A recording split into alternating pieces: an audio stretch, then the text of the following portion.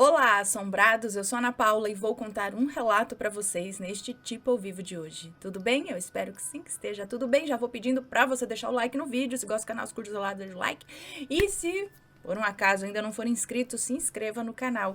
E se quiser ver mais relatos, só que sem assombração, vai lá para o meu outro canal, o Conto pra Ana. O link tá aqui na descrição. Combinado? Então vamos para o relato de hoje, que é este. Pediu ajuda e recebeu. Agora vamos ver. Olá, Ana. Olá, família Assombrado. Tudo bem com vocês, sua linda família, incluindo os filhos, os pets, tudo certo. Esse já é o terceiro relato que eu te passo. O primeiro eu fiquei nervosa e esqueci de colocar título. E o segundo é O Controle. Eu não li ainda, tá? Se possível, leia, gostaria de saber sua opinião a respeito. Ok. Bom, eu me chamo Fulana. Os nomes já estão devidamente trocados. O nome já está trocado aqui, mas é Fulana. Esse fato aconteceu com uma amiga da nossa família, que já está no mundo espiritual há 8 anos. Mas nunca esqueceu o ocorrido, que mudou totalmente a sua vida a partir do que aconteceu, né? Bom, vou chamá-la aqui de Sônia, tá? Nome fictício. Sônia, uma mulher forte, trabalhadora, mãe de 2 filhos, que é uma menina, a Helena, e um menino, o Luiz. Depois de sair fugida de um casamento abusivo, voltou a morar com os pais em um pequeno sítio na região rural da cidade vizinha onde residia antes com o marido. Saiu do casamento sem nada. Tanto ela quanto as crianças saíram apenas com a roupa do corpo. Já na casa de seus pais, aí ela começou a trabalhar na roça, precisava ajudar nas despesas da casa, né? Pois antes era só os dois, a dona Clara e o seu Miguel. Agora eram em 5. E o que o pai ganhava na venda de verduras da plantação não era suficiente. Ao lado do sítio do senhor Miguel havia um outro, muito maior, o qual a família usava apenas para lazer, pois vivia na cidade. A família, né, desse sítio vizinho vivia na cidade, então eles só iam para aquele sítio para lazer. E em uma dessas visitas, eles encontraram a Sônia na estrada, voltando da feira semanal que acontecia aos sábados. Lhe deram uma carona e foram conversando a respeito da vida e das dificuldades, né, para sustentar uma família com muitas pessoas, plantando apenas verduras para venda e para o consumo também. Comovidos com a situação, combinaram de conversar no dia seguinte, pois queriam ajudá-la. No dia seguinte, lá estava Sônia no sítio vizinho, em volta da casa principal, tudo muito bonito, né? Nesse sítio vizinho aí, tudo muito bonito, muito bem cuidado, mas nas adjacências era um abandono só. Em volta das árvores frutíferas, só mato. E depois do pomar, mais mato, ervas daninhas e tal. Dava até dó de ver uma terra que poderia ser produtiva naquele estado. Conversaram e ficou então acertado que pagariam uma certa quantia para que ela ficasse fazendo uma manutenção no sítio.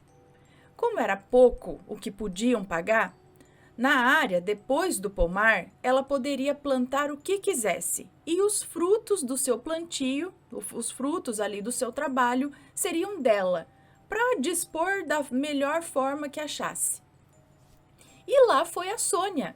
Ela ajudava o pai na lavoura do seu sítio e fazia também a manutenção do sítio vizinho. Limpou o mato, plantou mais frutas e fez a sua roça na parte abandonada. Plantou ali milho, feijão, abóbora e tudo que pôde. Estava uma beleza, tudo verdinho, crescendo viçoso, uma beleza de lavoura assim de dar orgulho. Quando chegou na época da colheita, o seu Miguel a ajudou, mas estava faltando só o milho.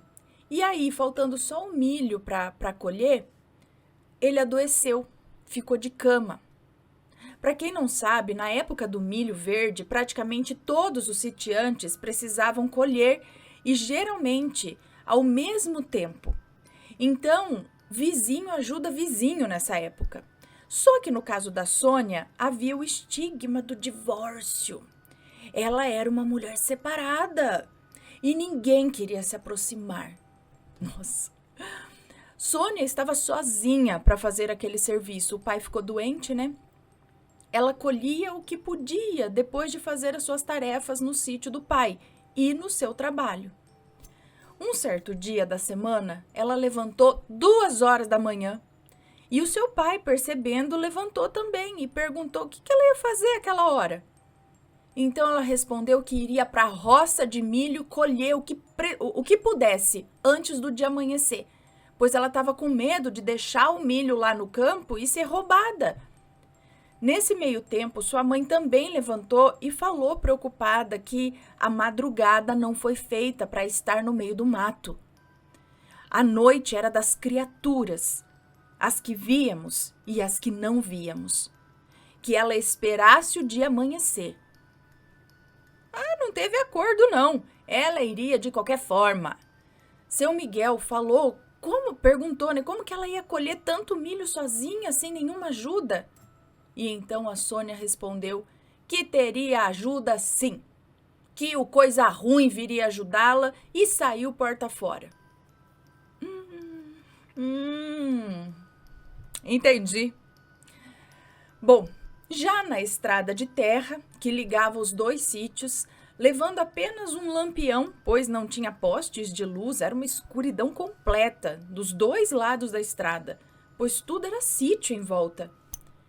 Ela começou a ouvir barulho de casco de cavalo. Apertou o passo, né? Pensando quem estaria na estrada aquela hora? Algum homem voltando da noitada, com certeza. Quanto mais ela andava rápido, mais ouvia o trote do cavalo. E o que estava deixando ela assustada mais ainda é que o cavaleiro já devia tê-la ultrapassado há um bom tempo na estrada. Mas ele continuava vindo atrás. Então, ela chegou ao milharal ofegante, cansada, e logo começou a trabalhar. E até esqueceu o tal do cavaleiro que estava na estrada. Já ali, bem adiantada na colheita, começou a ouvir novamente o mesmo bater de casco. E o mais impressionante é que agora não estava mais na estrada, estava dentro do milharal. Ela ficou parada, apagou o lampião e mal respirava. Se aquele homem tinha seguido ela para dentro do milharal para lhe fazer mal, será?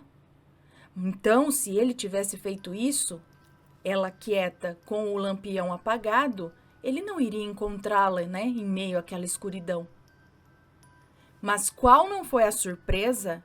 Após alguns minutos, sentir um respirar pesado e quente no seu rosto. E num ímpeto, ela levantou a mão para afastar o cavalo, né? Mas não tinha cavalo algum ali. Não tinha nada ao redor. Apenas aquele respirar que continuava forte e quente. Naquela hora, ela lembrou do que tinha dito ao pai, que o coisa ruim ia ajudar ela a colher milho. Então ela ajoelhou e pediu perdão a Deus por suas palavras. E rogou pela ajuda de Deus que a livrasse do que estava ali na sua frente. E continuou pedindo perdão sem parar. Nesse ponto, ela nos disse que ouviu um barulho horripilante, um barulhão. E junto veio um cheiro pior ainda, que ela não conseguia identificar direito. Mas assim, parecia cheiro de lama misturado com carne podre, com enxofre, tudo junto. E depois desse estrondo, houve apenas silêncio. Ela então levantou, não sabe nem como levantou, pegou o lampião, só o lampião, largou tudo os milho que ela tinha colhido, largou tudo para trás, pegou só o lampião, as ferramentas. Não, na verdade ela pegou só o lampião, ela largou milho e ferramenta, tudo para trás, pegou o lampião e foi embora com tudo para casa. Não sabia nem como encontrou o caminho, né? Quando ela contava, dizia que não sabia nem como encontrou o caminho de volta para o sítio, de tão atordoada e com medo que ela estava. Chegando em casa, não conseguiu falar nada para os pais, que, atordoados com o estado em que ela estava, não sabiam nem o que fazer. Então ela ficou de cama durante 10 dias. 10 dias de cama, oscilando entre lucidez e períodos de sono agoniado. Ao ficar lúcida, ela contou para os pais o que aconteceu. E depois de muito choro e muitos pedidos de perdão a Deus e aos seus pais, lembrou de perguntar sobre o milharal, né? E aí, né? O milho que ela colheu, alguém colheu, o que aconteceu, né? Aí o seu Miguel, o pai dela, muito sério, disse que 2 dias depois daquela noite que ela chegou atordoada, né? E tal, ele foi até a plantação. E disse que encontrou lá tanto ele quanto outros sitiantes, né, que sabendo da doença dele e do que tinha acontecido com a filha, resolveram ir lá ajudar, né, no milharal 2 dias depois. Então, quando ele chegou lá, ele encontrou o milharal, na verdade, ele encontrou lá uma parte do milharal completamente destruída. Ele conta que parecia que tinham ateado fogo naquele lugar. Só sobrou cinzas, mas ao redor desse queimado estava tudo perfeito. A Sônia se recuperou depois disso, mas não teve mais coragem de voltar ao sítio vizinho. Após esse acontecimento, não tinha quem a fizesse sair à noite de casa. Dava 6 horas da tarde, ela entrava em casa e não tinha Cristo que a fizesse sair. Se antes ela não era uma pessoa de muita fé, passou a ser uma pessoa extremamente religiosa. Dizia que foi o seu arrependimento naquele momento que a salvou. E foi assim até os seus últimos dias. Então, esse é o relato, Ana. Até hoje, a gente se pergunta o que veio para ajudá-la no milharal aquela noite, né? Mas às vezes é melhor nem saber. Bom, fiquem com Deus e obrigada mais uma vez por ouvir e não julgar. Beijos a todos. Um beijo para você, muito obrigada. Menina, e tem história desse tipo, né? Que a pessoa joga essas palavras assim no ar, né? E a coisa acontece. Será que era o coisa ruim, né? Que foi ajudar entre aspas, o que ele queria? Aquilo estava acompanhando. Era uma entidade? Era uma assombração? Né? Isso aconteceu porque ela disse aquilo? Depois está tudo queimado, do nada. E assim, porque se tá tudo... A plantação é toda igual, se você bota fogo ali, ele vai queimar tudo, né? Como acontecem as queimadas, a gente sabe. Agora, só naquela parte, pelo que eu entendi, onde ela tinha colhido o milho, onde aquela coisa apareceu.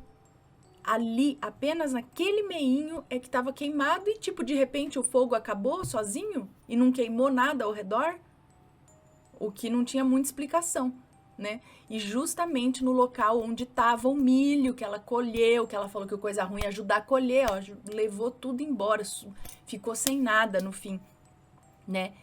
E de uma forma até meio inexplicável. E aí depois do que aconteceu na noite e tudo mais, então muito estranho mesmo, credo. Ai, meu Deus. Mas e ela acredita ainda que se ela não tivesse tido esse arrependimento, pedido perdão para Deus, para os pais dela e tudo mais, ela ficou 10 dias de cama, né? Ela acredita que não teria resistido e talvez não estivesse, né? Tivesse aí encurtado seus dias de vida nesta terra por conta do que aconteceu lá, daquele ser que estava ali ao redor dela, né? O que vocês acham? Já aconteceu algo parecido com vocês ou com alguém que você conhece? Manda o relato pra gente. E se for comentar, que seja sempre com respeito, por favor. Este foi o relato de hoje. Um grande beijo pra vocês e a gente se vê no próximo relato. Fui! Tchau, tchau!